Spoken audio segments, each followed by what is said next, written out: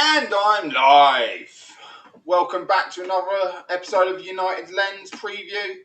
We're looking at the Leeds game, War of the Roses, tomorrow, 12:30. And what a game this is turning out it's going to have to be, okay? So we'll go over the starting 11 suspected for Leeds. We'll take a stab in the dark at what Amarin's going to do with his starting 11. After the last game and the game before, I'm as lost as probably every other United fan. So expect the unexpected. And then we'll talk a little bit about transfers. We'll talk a little bit about Ineos and their debt that is just ever growing. And anything else that comes up in the chat. So stick with me, guys, and we will crack on with tonight's show. And hopefully it'll be a lot more interesting than the last game that we played. And I think that's probably where we should start with the, after watching Newcastle and all being on the edge of our seats going, oh my God, there's 4 at the back. We go straight back into the next match against Wolves, expecting 3 points. And, you know, we're playing 3 at the back. Dorgu's gone back to the left. Dallow's on the right doing nothing. Xerxes decided to put a Man United shirt on and not turn up and get dragged at half time. Tactical change. And anyone who's ever played football, there's no such thing as a tactical half-time change. You ain't done your job. You're at least given the first 15 minutes to go out there and do the job you were told to do in the first place. So, yeah, let's start there. I am going to bring up, all the time we're going through this, the actual... Normally I put up the away team, you know, the team we're playing against. But I think we need to start with us. And I'm going to put up what I would do. Because we can't really talk about what the manager's doing. So I am going to come up with my formation and how I think we will play. So there we go. So straight off, big up Iron Titanium. Bilal, hope you're having a good evening. Thank you very much. It seems, yeah, it's more or less doubled today alone. So we're going forward in the right way with the subs. Obviously, I've got a long way to go to catch back up to what we had before on the other channel. And obviously, I'd love to chase down Jarvis. But that's a mountain. I just need to get walking along the road to start with. But yes, going forward. So this is my starting 11. And first off, we know Lamens is going to be in goal. So let's just get rid of that. You know, that's sort of a given. Go full screen. That's what I'm playing. You can... much appreciated, Bilal. Much appreciated. Maybe one day. Hey, all I want to do, if I get one sub every day that I come on, I'm happy. So that's the dream, isn't it? Get there, get to the 1,000, and then from the 1,000 to the 1,001 to the 1,002, 2,000, 3,000. Who knows? I've obviously been on bigger shows, so I know what it takes. I've got people behind me wishing me good luck, so much appreciated. What we will do is, I think we had a massive problem on, I can't remember what day it was. We're just going to say the last day, because like most of us, I've forgotten what day is what with New Year's and Christmas. But I think we messed up big time by having 3 centre-backs with a left foot. Now, what that means is we talk about... we got one here. Irish, thank you very much. Big up to you too. Welcome, welcome. 3 left-sided centre-backs means that... If I can just do it with the hand. I'm not getting all the tactical lines out. That'll feel like I'm doing work from work. But... when you've got 3 centre-backs, if we're playing in these gaps between the centre-backs here, the only ball that they see is this ball out here. Always going out to where Dorgu is now. But unfortunately, we had Dallow out there, which means that he's receiving on the wrong foot with his back to goal. Naturally, he should receive on his left, because left to left, which is the way they will pass. So I feel we have to bring in a right back or a right-footed player. I don't think Xerxes comes anywhere near this team. Being dragged at half time, I would hope that they will add a bust up. Maybe he's had a bit of a shouting match with the manager, but I think those days are gone. He's probably just sulked off and gone on social media and awaiting his appearance now for Roma. So I don't think we see Xerxes. And let's be honest, as fans, he didn't offer us anything when he was on the pitch. So yeah, Dorgu is going to be pinnacle to this. He's had 2 good games. If we get him back on the right and he does his job, I think he will have a great game. But he needs a right footer behind him, be it Dalot or Yoro. For me, this is the best sign-up we can have. We put the right-sided centre-back out, or right-footed right-sided centre-back out to right-back. Play Heaven, play Martinez, and Luke Shaw can still bomb on forward. So when we've got the ball, which it will be a bit of a basketball match, we can still go to 3 at the back. And like the manager always says, the principles will stay. Casemiro drops in, he plays a hold, Luke Shaw steps in, and Ugarte goes running around like a headless chicken in the Bruno fashion, which is probably our biggest problem. I would hope that Mason Mount is back, and but from the manager's comments, it sounds like he's not going to be. So that's why I will play this back 4. And by playing this back 4 and players we have available, I think we only have one option, and that is to play a 4-4-2 or 4-4-1-1, one way or another. But neither of our front 2 are an out-and-out striker. So that will be very interesting. And this is what I'm talking about. This is the fan base. We don't have a replacement really for Xerxes. So therefore, we don't really have a replacement for Dalot if we play him further forward or as a wing back. So because we currently have no left-sided players. So the fact that Bilal, you've just asked this question: do I think Diego Leon will go out on loan? I hope so, and I hope he goes to the Championship. Unlike the stupid loan we've made for Kone to go to Switzerland, which has obviously been a choice by Ineos to back one of their own teams rather than do what's best for the player. The option we could have is push Luke Shaw into a left winger position. It is an option we could do. Then we could play Martinez or Heaven out wide. Martinez or Heaven as left-sided fullback, and bring Dalot in at the right side and put Yoro in. You could chop and change that defence around all day, but the way the manager's been, we don't really have much choice. Kone has not officially gone, but it looks like it's a done deal.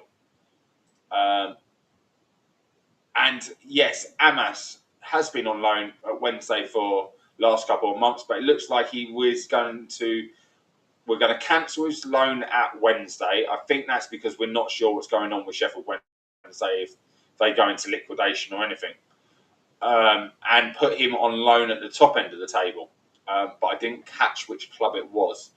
But it is someone pushing for promotion. So if one of you in the chat can have a look, that would be great. That's Fernandez. It's loaded. Yeah, he did go on loan to Preston North End. So did the mighty David Beckham and a few others. Preston North End used to be our proper feeder club for our youngsters. We'd put them out on loan there. I think Scholesy, Neville and that all done Bury. Scholes went to Oldham, didn't he? Because it was the club he wanted. So, but yeah, back in the day, I remember a lot went on loan to Preston North End. So, yeah, this midfield, we know Casemiro is the best we've got as a holding midfielder. But Ugarte, how are we feeling about Ugarte? Because he's not a box-to-box Bruno type running player. He's not, I dare I say it, I'm not even sure he can pass 5 yards, let alone 25 yards, playing the line-breaking passes. It seemed like Martinez was doing that himself, stepping into midfield and playing the passes.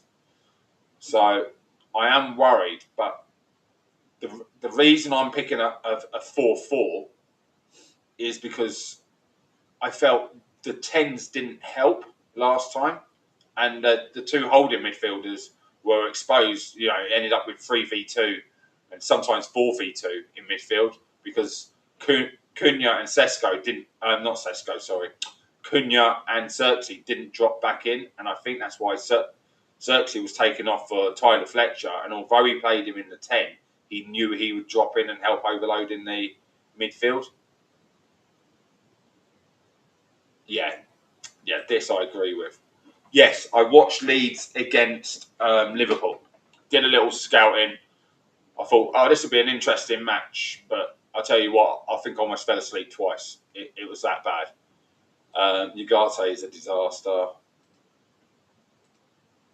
And rather play Fletcher over Ugarte. So I don't disagree with you. But a few people are saying that he was throwing it's like throwing the kids to the wolves. If I'm a young player, if everyone else is working their arse off around me, it makes my job so much easier. And it's okay if the guy next to me in Casemiro goes, "Hey, put your foot on the ball. Hey, fucking pass it here next time. Don't try a Hollywood pass." It's so much easier. But if the other players aren't doing their jobs, for a young player to come in, it can be devastating because the one thing they don't want to do is to make a mistake. So they will play the 5-yard ball instead of playing the 10-yard ball. They will play everything that's the easiest option because they don't want to make a mistake. But I would like them to make a mistake as long as it doesn't cost us a goal. But for development of a young player, they can't learn anything if they don't make mistakes, and that's the biggest problem we've got. We've got these youngsters on the bench, and if we do well, we're criticised by our own fans currently, it feels like. And when we bring on the youngsters, they're criticised. And then we're criticising for not playing the youngsters. We're criticised when we win. We criticise when we lose. It's the formation, but it's not the formation when we win. It's not the formation, when we draw. It was the substitutions. There's always a reason. And anyone who's watched me on Tactical Devils, they've watched me on Balls Out podcast, or they saw me when I first started doing bits with FUTV with Adam on a different service. Funny enough, on Big Up, where we used to do watch-alongs. I don't stand for any of that. Just do your job. If someone else isn't doing theirs, let them get called out. So if the youngster comes in and he does his job, it had nothing to do with playing young players. It's just a narrative spun by the media, which I will never stand for. Half of those people in the pressure, as they now call it, I don't why it's called a pressure. It's a ridiculous name, but they're there. They're looking to take shots at the manager. They're looking to catch him out on anything. So, and I get it. I get this, Tom. I get this. I'm not confident at all. Sorry, still got my stinking cold from before Christmas. The problem we've got is Frakes is better than Fletcher, but obviously the manager doesn't rate him. And I tell you what, the pressure on either of the Fletchers to step in because of their dad, they know, and I don't expect either of you two to say this, but maybe you will, or maybe you'll agree or disagree with me. Yeah. I was just about to say, Fletchers seem more ready because they've got proper and experienced player they can turn to every second of the day and be ready mentally. Dad, what do I need to do? How do I just take a chance? They can't. They can go to that person. And most people are saying, oh, they're only getting a chance because the dad's now the under-18s coach. The dad was this, the dad was that. He's an ex-player. Bullshit. Like, you still got to be able to kick the ball. The manager is not going to get sacked because he's brought on another bloody Bebe. You know, we all, if you're old enough and ugly enough to remember Bebe coming to Man United, the next Ronaldo. Oh my God, the biggest mistake Alex Ferguson ever made in his life, putting someone on that he barely saw. And there was another person who made an even bigger mistake, and that was Redknapp, Harry Redknapp at Portsmouth. Was it Southampton? It was either Portsmouth or Southampton. Bought George Ware's brother on videotape evidence, subbed him on, and subbed him off within 10 minutes. He was that bad. So these players don't just get in because of the names. You know, Freites is good. He is a good player. But I think he's more of a creative player than a destroyer, personally. I don't think he thinks 5 yards before the 10-yard pass. It's just what I've seen with the 21s and the 18s. But the problem with that is, and I speak about this a lot, the 18s and the 21s, so I call it 21s, I think it's 23s, 21s, depends what competition they're playing in. They pass the ball with so much ease when you see them playing those levels because it's so much slower. You know, when they step up and they play 11v11 in the training, it's going to be so different, so different.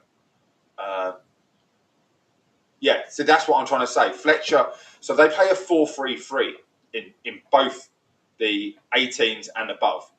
We are the only ones playing the Amarin system, 3 at the back. And then whatever state you want to call the midfield and tech with the 10s. So for Freites or Fletcher to come in, it's not fair really on them because they're coming into formation they only really know from being the backup team in training. And most backup teams in training, having seen it firsthand at Carrington, as well as other grounds, well, training grounds that is, you play the formation if you're the backup of the team you're playing against. So you're still not playing 3-5-2. So it is a massive gamble. But Freites, yes, natural CM, press resistant. You're basically describing another Kobe Mainoo in Freites, whereas Fletcher is more of get the ball, keep it ticking. You're describing a Michael Carrick. You're describing their dad, you know. And, you know, that's the way it should be. Should be. Soon as, yeah. Bill Welsh goes. It was terrible. If you remember all of it, it was terrible. So, Tom, you watch it, you see what I mean. It's like when we play the 18s and everyone goes on about JJ, he's great. But a lot of the times, he's running around against other 15, 16, 17-year-olds getting these goals. But what I've noticed with JJ Abraham in the 18s, he don't bloody pass to anyone. And some of the players don't look like they really want to celebrate with him when he scores. So I'm thinking he's quite arrogant. And he probably will leave us. He's obviously out there to just do his bits, which Obi was a little bit like that at Arsenal. Came to us, obviously got told, what do I need to do to get in the first team? Started doing it, and he has fallen off the pace in 21s. And where it's been noticeable is the cup competition where we play against League Two. And is it League One and League Two, or is it just League Two and Conference? I can't remember. But that cup competition, I always used to call it Papa John's. It changes every year. I can never remember the name of it. He hasn't been great in that when he comes up against an adult centre-back rather than an 18/21 centre-back. Hang on. Bilal, he does start his cousin week in, week out. He starts his cousin and his brother, his nephew. And because Dallo was rumoured. We're going to say rumoured. We do not have biological proof to be related to the manager, and then you've got Bruno, who, when playing bad at the start of the season, probably should have been dropped and Mainoo had his chance. And then I'm more worried if we bring in Neves, probably find there's a bloody link to him and family. Portugal isn't a massive place. Oh yeah, please keep me up to date with the darts. Please do, because obviously doing this, I haven't got it on another screen currently. He's very greedy. Yeah, Gabriel, he does seem very greedy, but that's good. There's nothing wrong with being a greedy striker. but he's not a striker. He's a 10. He's definitely picking the ball up and running at people. So in our system, he'd be put out wide, or he'd be playing the left 10 behind and Burmo on the right. And that's obviously where Cunha is. He's not a striker, and I don't think he's going to grow much, so he will be a Messi-esque player.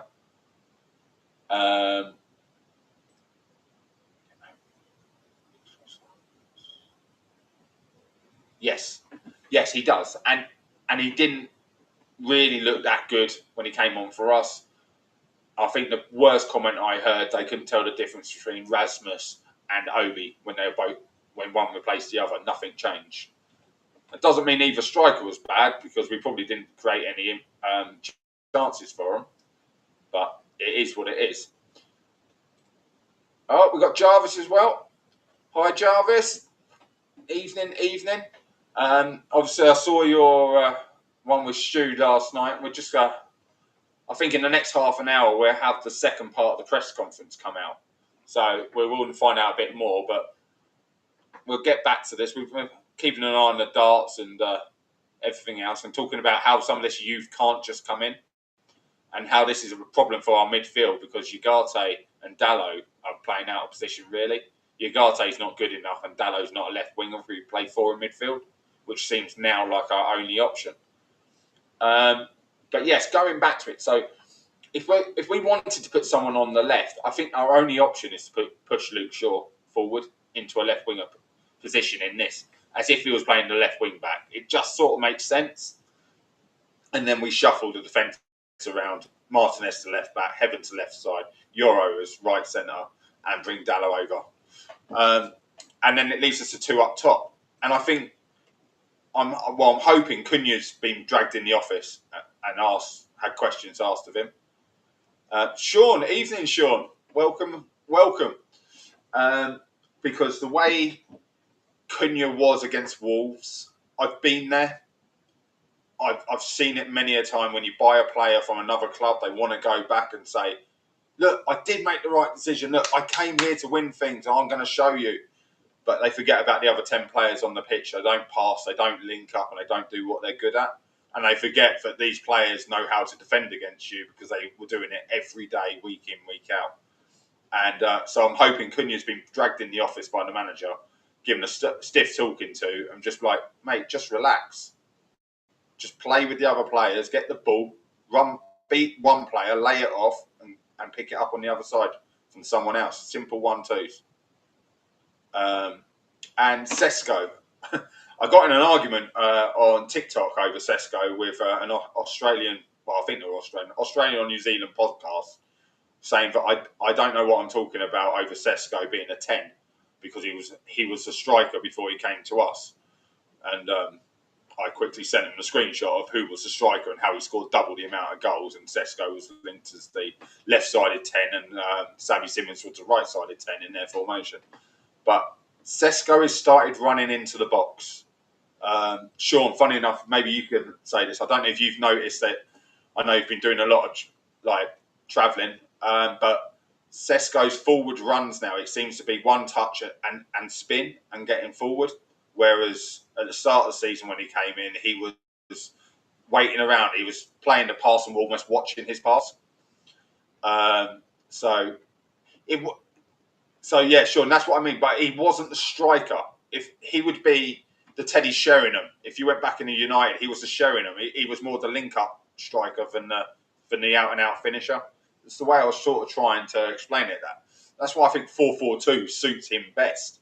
Maybe not with Cunha, more with Burmo, but it's weird. But yeah, that's sort of what I'm looking at now with this. We've got a lot of players that are going to be on the bench. We're guessing where they will come on. So you're Lacey. You've got, if we look at our bench, you're going to have Obi, Lacey. Maybe Sesko sits on the bench, because I really don't see him starting. Then you could have Freights, you could have both Fletchers. It could be Heaton on the bench. They're just not game changing. So really, we're going to have to play strong first half football. And there's only one formation to do that. I know Jarvis has thought about maybe the 4-4-1-1 with like Cunha dropping in and Sesco staying up top, or maybe they rotate. But it still just screws our midfield. We have to stay so defensive, and it's going to be more of a 6-2-2 formation if we play like this with Dallo as playing as naturally as a defender, Dorgu natural defender, and four at the back. So it will be very, very weird to watch if this happened, but it just seems the only logical choice. So that sort of covers off what I think with the United lineup. I'm just going to swap it over to the Leeds. Now, the expected Leeds, I found it very weird for they weren't playing Calvert-Lewin from the start against Liverpool. So that is the expected lineup according to football. And it's sort of what I saw the first half against Liverpool. And then they changed more to a 4-5-1 with Calvert-Lewin and went direct near the end. So, all right, let me just catch up with some of these comments. Very hard to do it when you're doing it on your own.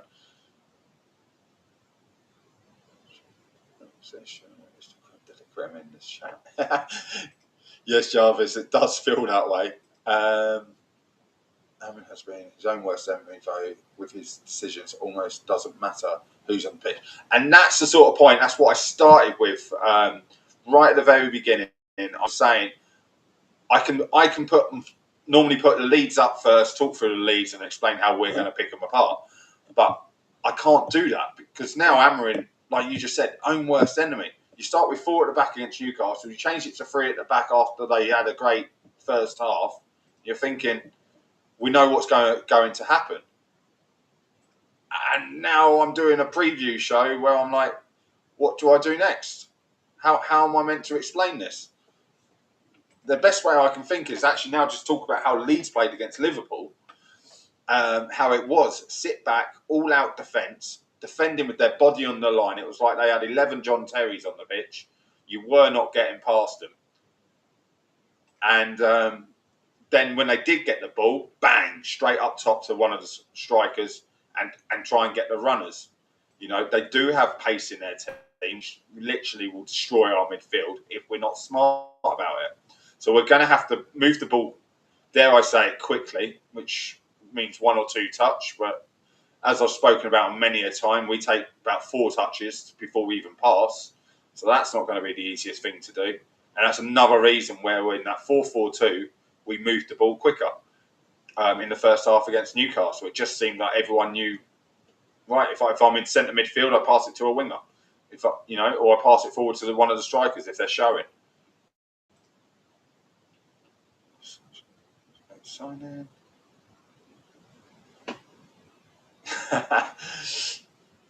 More Norwegian players. There seems to be a lot around at the moment. Sounds like it really does. And Littler's won the darts, but I don't think anyone really had him not winning. That's that back-to-back wins, and he's only 18. He's coming for Taylor's title. Amorim knows he can make non-defensive subs, right? Oh, this is.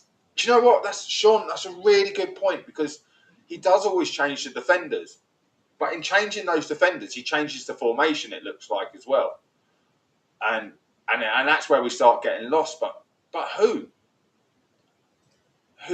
can come on and like out of those defensive youngsters that aren't defensive formation now? That's what I mean. Fletcher can come on. He can take if he played the 3. And that's why he took Xerxes off. Fletcher was more defensive. But that's not going to help us. Because their 3-5-3 is... 3-5-2. I always say 3-5-3 for some reason. But I always forget that the keeper isn't used in the build-up. But when I describe it, tactics, normally I'm talking about the keeper being in the back part of my back 3. So they sit with two people protecting, and then the others are all 3. It's like 3 10s and two strikers. But it's just a low block. and long. That's all they did, and Liverpool couldn't cope with it. I've got to be honest, they really couldn't, and it worried me because now straight away I'm thinking, well, we can't break down a low block. With the manager coming out after the last game and saying we got no creativity, which is his job to put there. We had Lacey, but it didn't matter because we didn't have legs in the team. We couldn't keep up with play. So this team on paper does not worry me one bit. It doesn't. Ampadu, I think he's a really good player. But Nemacha up front, he looks strong. But they ended up, was it Nemacha that came off for Calvert-Lewin and then they changed it all around? I am not even going to try and do it. I'm just going to call him Oscar. Oscar Spinton Nisector? Nisector? Why can't I just call him Oscar? This here is going to be our undoing. And I don't think we need to look at it too much because at the end of the day, we know Leeds are going to sit low block, long ball, and we're going to play into their hands by passing the ball around, running out of ideas, and they're going to counter at pace through our midfield, long ball over the top, and just have to come back. Yes, Mark, and Leeds don't only play with a low block. They controlled the tempo in the Liverpool match. Yeah, but Jarvis, I do believe a lot of that from watching it myself. Liverpool were poor. They moved the ball worse than we did around the box. You know, I did see the worst miss of probably a long time with Ekatike heading the ball, what seemed like an open net, into the keeper's face, who was square of him. Not forwards, square. And I was like, I know he was reaching for it, but I still haven't worked out how he's going to do that. But yes, crosses per 90. And we know why. We can see how they, I know it was offside, but the goal they got, that's why I feel the four with the two wide players doubling up, that's how we're going to stop it. So having four at the back, having more defensive-minded wingers come back and make that almost a six at the back when you're blocking out. When you really want to defend in a 4-4-2, it's quite solid ourselves to stop them. And it will be about Sesko holding that ball on his chest. Recently, I've seen the ball played out to him. It's been a bit of a trampoline. He sort of chests it down, which means it bounces away from him instead of putting the chest up and popping it up into the air, maybe putting it on his head for the second touch. When you're 6 foot, whatever it is, 6'5", 6'6", that'd be the best way to do it. But yeah, let me know, guys. What out of the Leeds team, who we actually really worried about, or we worried about them as a team? The fact that they bring that team ethic, where they've gone, this ain't working, we're going to change. We're going to work hard on the training pitch, change the entire formation to what suits us, and now we're going again. Because that's my biggest fear, is hard work. Hard work is the biggest problem. So that's sort of the best part of the preview we can do, like we said, without knowing what Amarin's going to want to do. I wanted to move a bit more on to the so-called transfer talks. We touched on a little bit at the beginning with outgoings, with Kone going to Switzerland potentially on this loan to the Ineos team, which is a joke because he should be going to... I don't know why we're not doing work with Gary Neville and sending them there. And no, it's just seen that. No, Sean, I touched on this at the beginning. According to the manager, no one's back. The only one likely should really be Mason Mount. It was meant to just be the smallest of knocks, but you know he's as strong as a wet paper bag, so it doesn't take much to put him out of a game. And in this game specifically, we needed a De Ligt or a Maguire at the back with Martinez, because Martinez is lacking height. He might have all that aggression, but like you said, those accurate crosses, we need someone with a magnet, and that is Harry Maguire. And unfortunately, whatever it is, small knocks they've had, or it's just the twinge in De Ligt's back, it's kept him out for over a month. I think Maguire's pushing 2 months now. And, you know, is this all to do with a contract negotiation? Because it just doesn't make sense. The manager says one thing and he should be back by now. That leads perfectly onto the transfers. I put something out on TikTok earlier, and it's been spoken about a lot. And it's the only thing I'm really hearing is, not Mount, sorry, because we're talking about him. Bruno's had a falling out with the manager. I think a certain channel who has a very similar name to mine was talking crap that he's been in the manager's office. They've had a falling out, and now he's going to go. United are signing Baleba. It depends who you want to talk to. From the people I know around Brighton, there's still no way we're signing Baleba. If we get him in the summer, that might happen. If Mbermo's currently like tapping him up, like we've heard all the old England players talk about that used to happen at their training camps while they're away, then sure, let that happen. But this is ridiculous. Like we are dying a death in midfield, and Gallagher seems to be the only logical answer to bring in as a free transfer, and half the fan base don't want him just because he's ex-Chelsea. It doesn't matter how good he was for Palace. It doesn't matter that the manager of Atletico does not bring in anyone who doesn't work their arse off. So it seems the logical one to bring in, and he's just going to help us get Casemiro, 60 minutes, Gallagher comes on the rest, or if we go double pivot until Bruno's back. But for me, we have to get an Anderson and a Walton. Don't buy one. If you're not buying a defensive and an 8, don't buy either. Exactly this. Gallagher is an improvement on Ugarte for sure. More mobile than Casemiro. So it just makes sense. If you bring on those fresh legs for 30 minutes at the end and go, right, you've only got 30 minutes, but you're going to run like you're going to play 90 minutes in 30 minutes of football. You're going to give me everything, and you're still going to come off the pitch covering, I don't know, 8K. That's about right for 30 minutes if you work hard enough. The average is 12K over 90. So if he can get me 6 to 8K covering ground, breaking everything up, I am happy as Larry. But last time I seen a United player run hard like that, it only happens in one-off games. Only happens in one-off games. Right, we'll catch you later, Jarvis. Thank you for popping on. What we got? Gallagher wants to join. Well, that's it.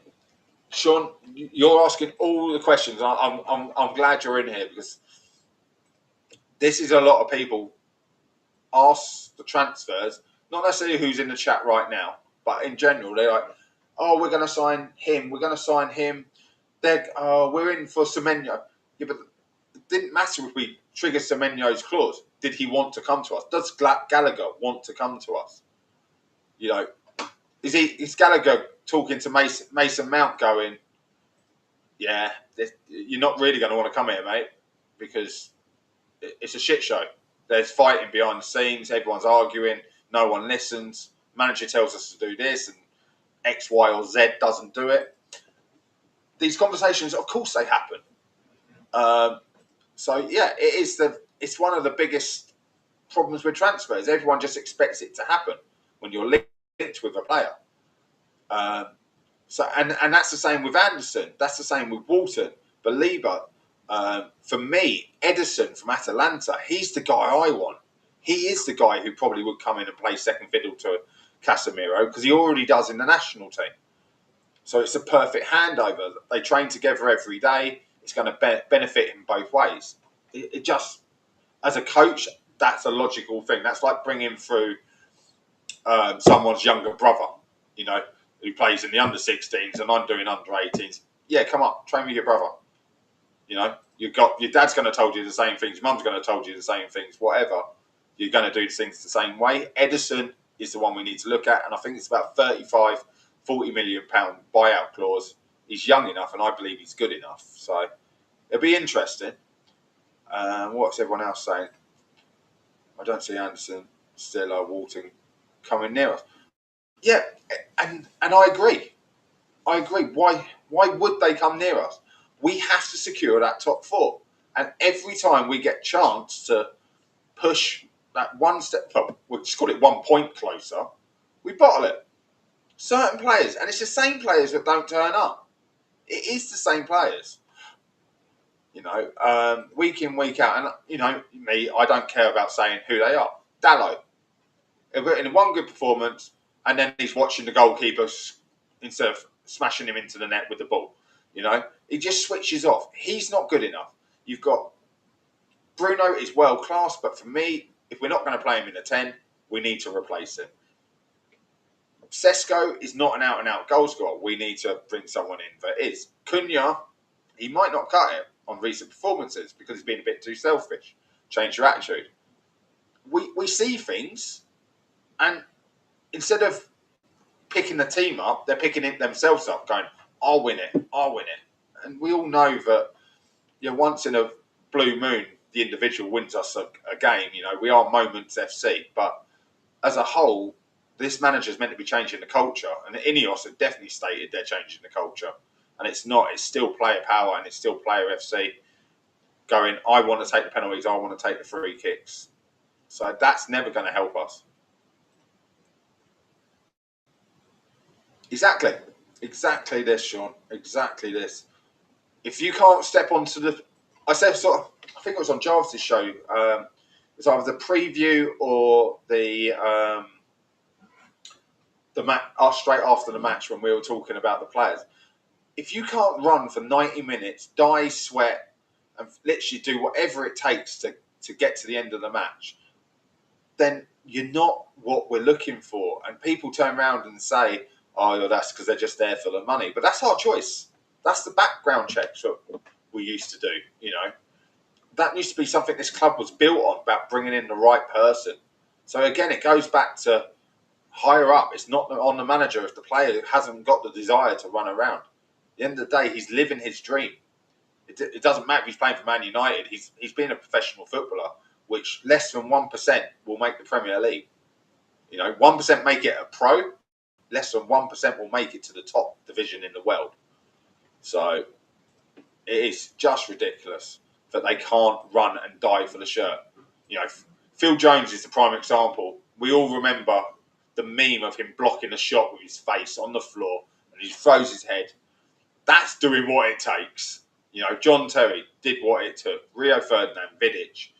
We can go back, and all these guys say they don't want to be criticised by these old players, but they did whatever it took to win. And I still see that in pretty much 18 out of 20 Premier League teams. And the two teams I don't see it in is Manchester United and Tottenham Hotspurs. They're the two, and they're the two that are with the biggest inconsistencies in the league. Players choose what games they turn up for.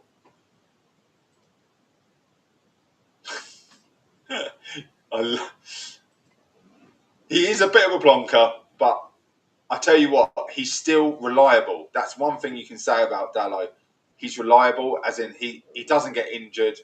And Ferguson used to say it, one of the most important things you can be is available. Doesn't matter if you're the best player, Park Ji-sung, Fletcher. When he needed those players, and they were always available, and they came in and did specific jobs. Dalot has got a specific job now. He is the long throw expert.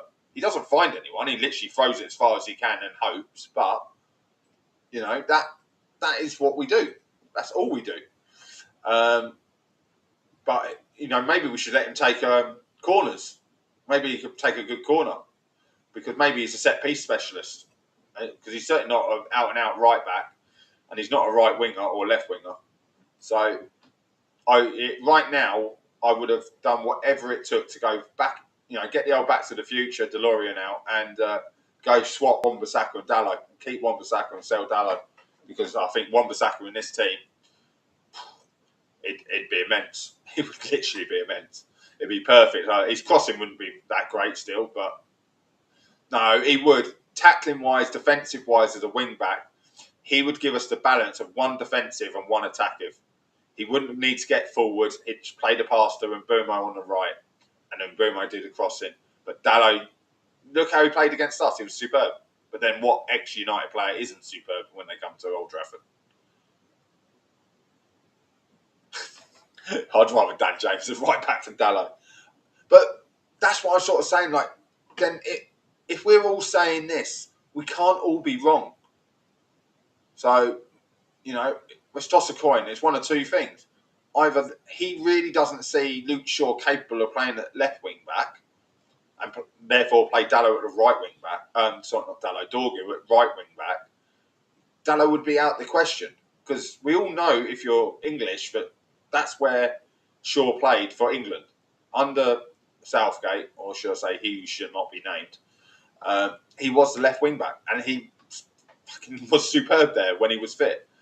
So he can definitely do that job. So there's no reason not to play of the left side of 4-4-2. Right, let's have a look. I've got to leave that up. I've got to leave that up because there's a lot of people out there like that. Bilal, I get people aren't happy with Shaw. I get it. And he's a broken machine. You know, I've seen his legs up close and personal. Not like that, but I have seen them. Jesus Christ, that's going to get me clipped, isn't it?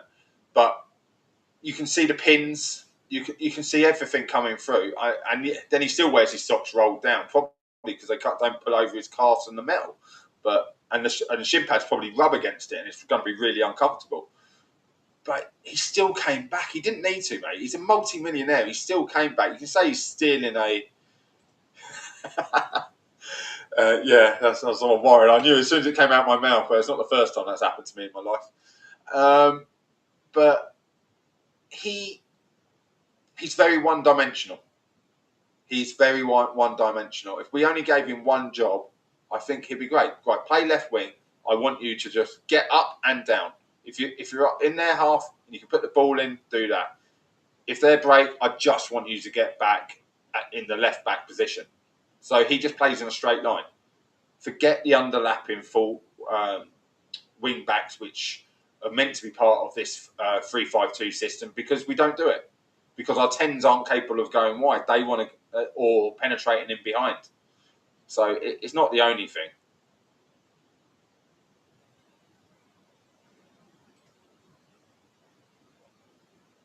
Is he a unit? Because he didn't really seem much of a unit against Liverpool.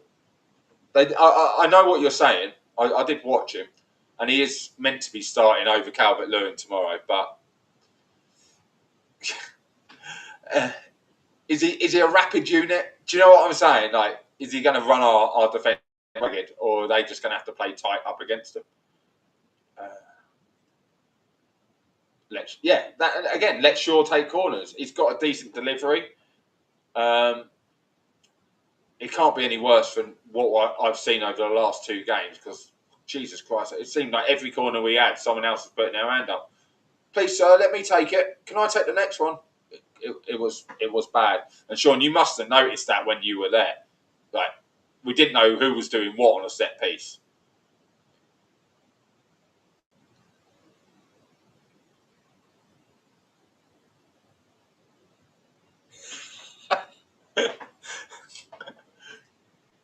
It's true. He's got tricky feet and a high motor. Yeah, but I'll tell you, he's got tricky feet. I will, but you won't like it, because I think I was on a show that I may have said this, and I do apologise. Anthony's got tricky feet. He's got great feet. Can't do fuck all else, and that's why we let him go. But right now, I'd rather have Anthony back as a right wing back than Dalot. So that's my hot take, guys. That one you can clip up. Anthony back instead of Dalot as a right wing back. He'd give me more.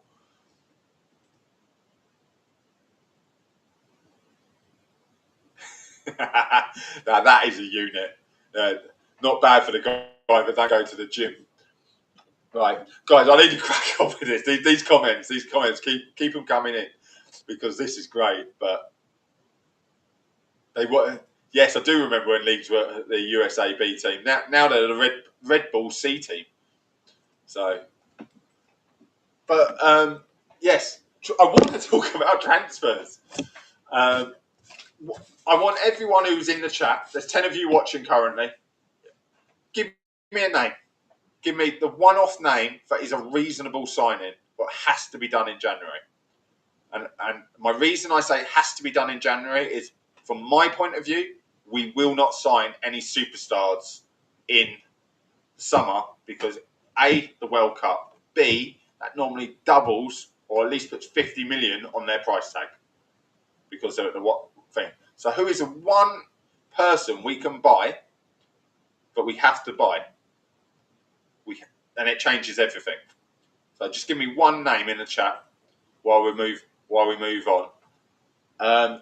There was talk earlier, and it was a very, very good point that has been made regarding a certain left back at Sheffield Wednesday, and the fact that he is, let's get rid of that, he is meant to be going on loan further up the Championship for the second half of the season.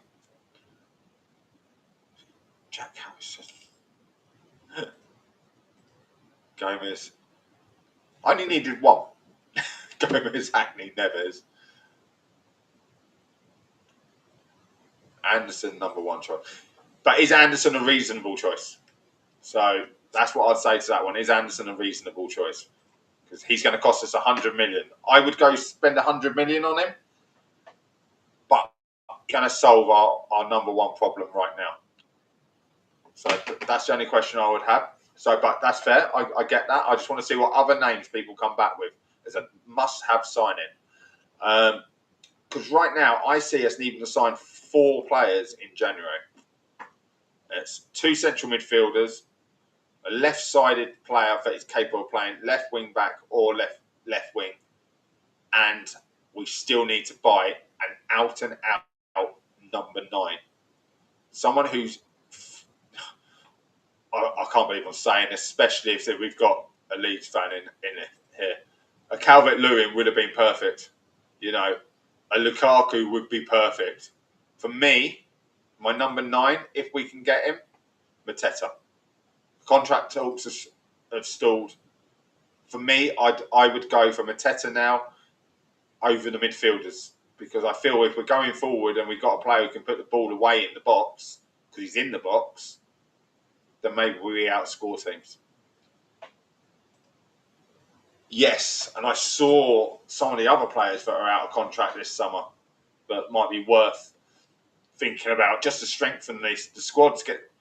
I don't want to take the youngsters off the bench, but they need experienced pros around them as well in that training. So if we can't field a bench worth of experience and youngsters, there's just no point in having those youngsters at all, because they're not learning anything. They're not sitting next to someone and saying, "Wait, did you see that? Did you see why he did that?" It's so, you can get so much information sitting next to someone. Hey, everyone's got a price, and if he's stalling on his negotiations, and I believe he's out of contract in the summer with Gay, or he goes into his final year, so I can't remember what it was. Someone I worked with a Palace fan, and he was sort of explaining to me about Mateta. There's something weird in his contract, so it's worth exploring. Yeah, people will want Ivan Toney. Ivan Toney's a great shout. Same as Neves, because if he's only 20 million sterling, then go and do it. If he's 20 million euros, you definitely got to do it, because what's that at the moment? £30 million. Gus Teal from Eindhoven. Okay, that's one. Sean, know anything about this Gus Teal? I don't know that much about him. I don't follow that much of the Dutch football anymore after we had our hands bitten off by buying too many Dutch players. So I've stayed away from their leagues for the last couple. All I know is that Erik ten Hag got a new job. You know, he's now wearing a mask, running Liverpool. Still got his bald head. You know, and just changed his name to Arne Slot. So yeah, that's that. So yeah, transfers. Plenty of names, but do you think I'm right? Do you think it's going to be nigh on impossible for Ineos to get anyone across the line in the summer with the World Cup, with that then running 2 weeks longer than normal? We're already being pre-season training for those who not at the World Cup. They'll come straight back. I think we're going. Did I hear Asia for a tour before the start of the season, so that's going to be a mad rush. All those players need to be turning up on the first day of training if we're buying them. And that's why I feel we can't do it. I'd rather spend 200-300 million in January and buy no one in the summer. And you can call me a madman, but I think it just makes sense. I think you get a cheaper price now than you will in the summer as well.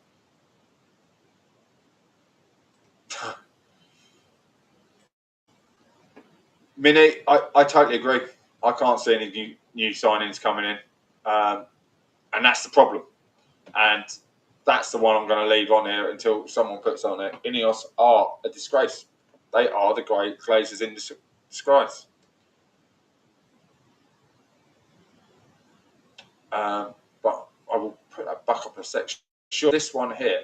What I was thinking, you know what they did for the World Club Cup?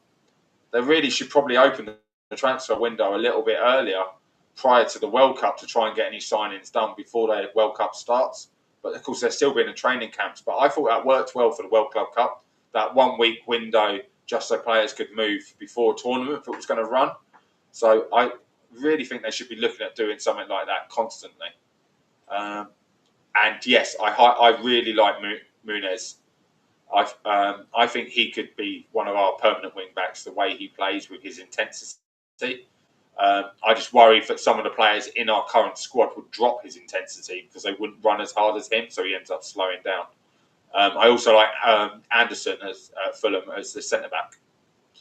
But I am going to go.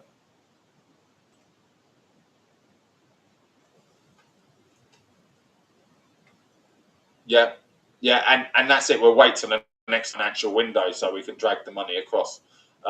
But if we do get confirmation for those windows, the FFP is changing to this profit and sustainability sort of model, depending on how much money you make as a company, then maybe we'll be able to take more of an advantage of it short term because, of course, your revenue, you've got to spend it before. If you've had a bad year, those books come back and bite you because I think you're going to have a two-year grace on it. That's my understanding, but I haven't seen it in writing yet. There we go back. We're just going to put that one back on the screen because, let's be fair, that's where I'm at right now. There's no difference between Ineos and the Glazers, and for me, you got the Rat or the Glazers, and they both need to go. Take advantage of Bowen as an experienced mobile striker, 10 option. Yeah, I agree. Bowen would be a great shout. I actually was saying when Vardy came as a free transfer at the end of the season, I wouldn't have said no to him. Bowen did if hammers go down. Yeah, or Paquetá as well. Is it Paquetá? Yeah, it is, isn't it? Paquetá. I always get confused between him and the one at Tottenham. They hold a midfielder who takes the penalties.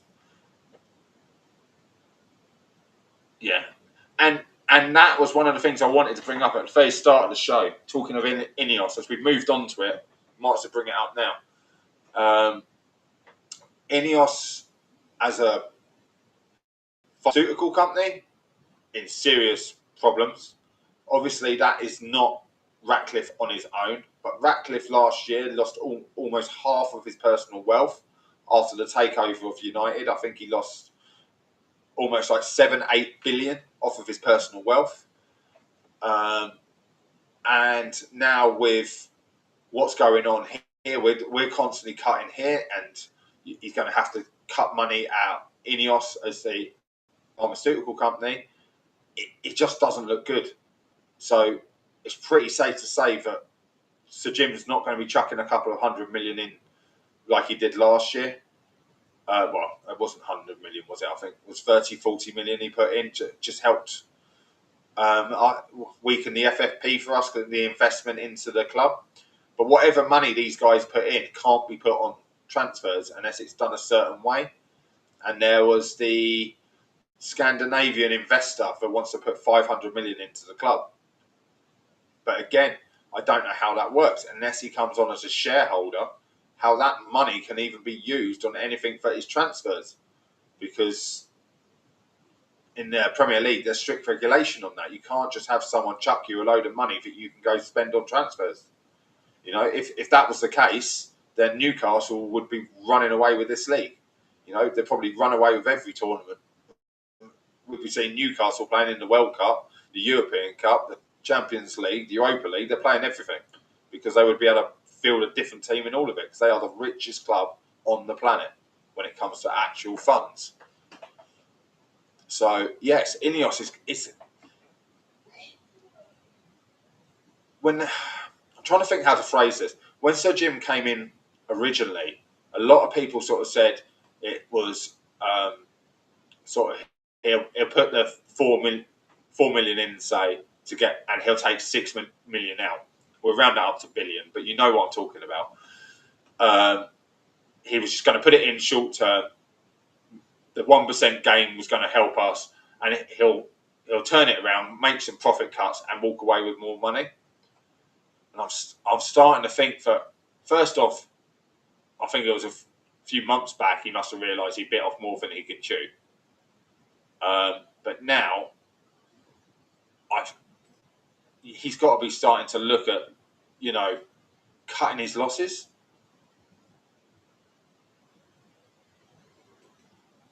That's the guy. Thank you, Sean. That's the guy I was thinking of. I couldn't think of his name, and now you've typed it, I can totally understand why I didn't. I'm sure he's Sweden. Was it Sweden or something like that?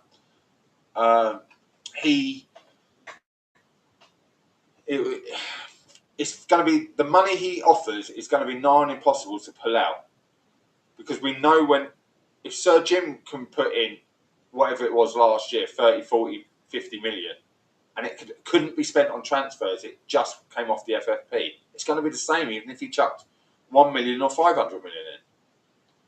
So it can only be to buy a certain amount of shares, but 500 million wouldn't even buy him voting shares. And if he had voting shares, then the money he pays for them doesn't go into the club. It's really weird. If it doesn't come from your profit and sustainability, you can't spend it on players. That's pretty much how they've tied it up now. Finish. Yes, I knew he was out there somewhere. I know with Jarvis going, I would have got it straight away from Jarvis. Yeah, but even that sponsorship money, the whole lot wouldn't go into our transfer kitty. So, but what's he going to sponsor? Is he going to pay 500 million to put a name on our training kit because that's available? But that's the only sponsorship. We're not going to do naming rights for 500 million. It's just not enough, and it doesn't generate anything towards the new stadium.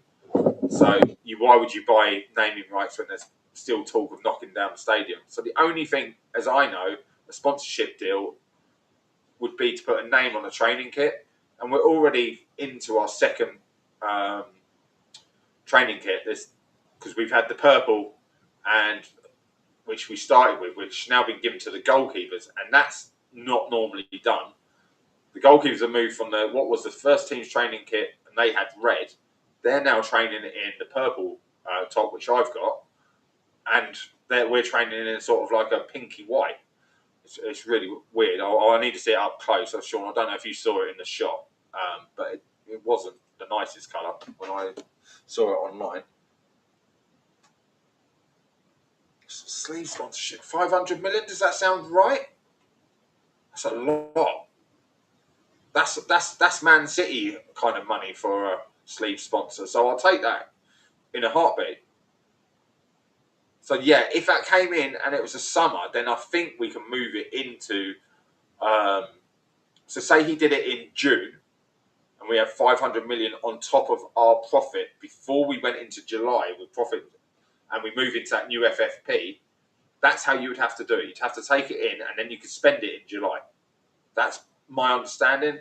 I'm no financial expert, but there's so many loopholes in how it happens. But this is what we need. We've got a guy wanting to offer us 500 million. Adidas will not drop us. It is a big misconception, right? They're making money off of us at the moment. Okay. So this jumper I've got on now, I bought last year. As a club, we make 4%. The rest goes to Adidas and any sponsors that are on it. As a club, we only make 4% of the shirt. So Adidas won't drop us because we still sell the most shirts around the world.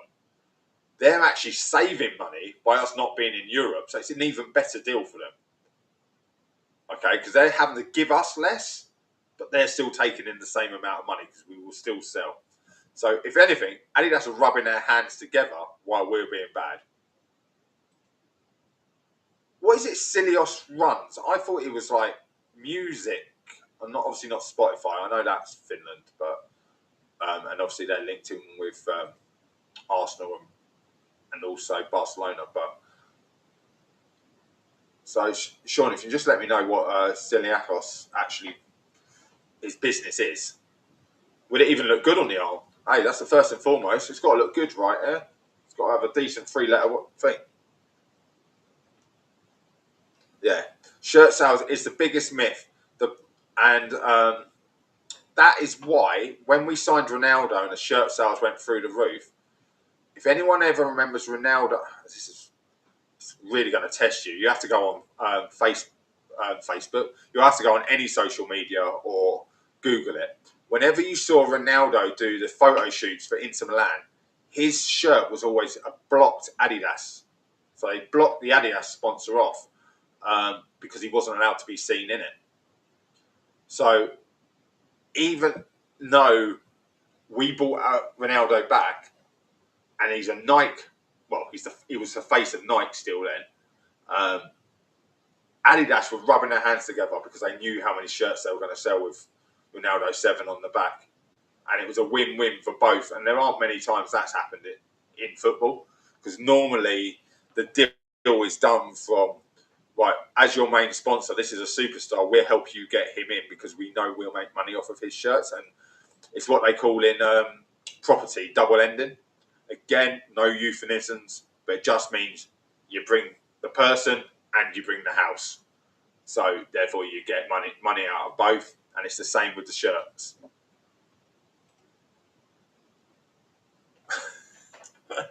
So Sean, we could go from Sharp Fucan to Nokia on our shirts. I'm not sure if that would have been a massive upgrade back in the 90s, but that would be hilarious if actually we ended up with Nokia on our shirt. That would take me back. I actually would like that actually across our training kit, Nokia, and then Don Jolly running in with a big mobile phone. If you know, you know.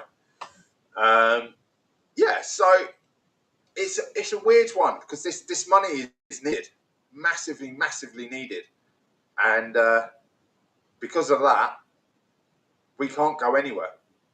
But out of that 500 million, even if we got it, imagine it went straight into their hands. Went, here you go, here's 500 million. How much does the Glazers go and go? Yep, my wallet's open. I'll take some of that. Put it straight into their wallet, in their dividends payments and what else. But they've actually deferred some of those dividend payments.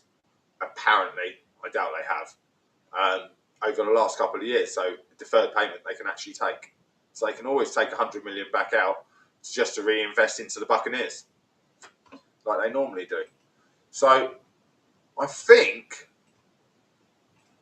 I try and keep it family friendly. Like I said, I do put my foot in my mouth way too often.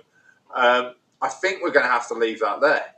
I have meant to have a game in the morning, but I'm pretty sure it's going to be called off for a frozen pitch for my under 18s. So I do need to get some beauty sleep. So Glazers voting rights also allows them to define what dividend means. Yeah, exactly, and that's the thing. And do you know what, Sean? That's the best place to leave it. What can we do? All the time the Glazers have this kind of say, there is nothing. And that's why when you're at the games, keep those green and gold scarves up. Keep singing Glazers out. Because at the end of the day, shit rolls downstream. You know, Glazers first, then it's Ineos, then the manager, then the board, and then the manager's making his mistakes. And I think that pressure's coming on us as fans, and we need to stick together as a united fan base. and that's it. And that's where we're going to leave it, guys. So catch me tomorrow. I'll be doing a breakdown show after the game. Maybe not directly afterwards. It is an early kickoff, so I might wait till later on in the evening for myself and see what Jarvis is doing if he needs me on there. Tactical Devils, and do it that way. But all the best. Thank you for all the engagement tonight, guys. This, out of all my shows, this is the longest running one so far on this channel, and also had the most engagement. So I wholeheartedly appreciate it. Sean, thank you for coming in. Jarvis, when you were on, thank you. And then you got, obviously, Bilal, I think, may have left. And who else would we have in there? Minnie, Irish Pinter. I can't remember what his real name is. Sly, everyone else. Thank you so, so much. I will get better with the names. The only way that can happen is if you keep coming back. So catch me again on United Lens. See you later, guys.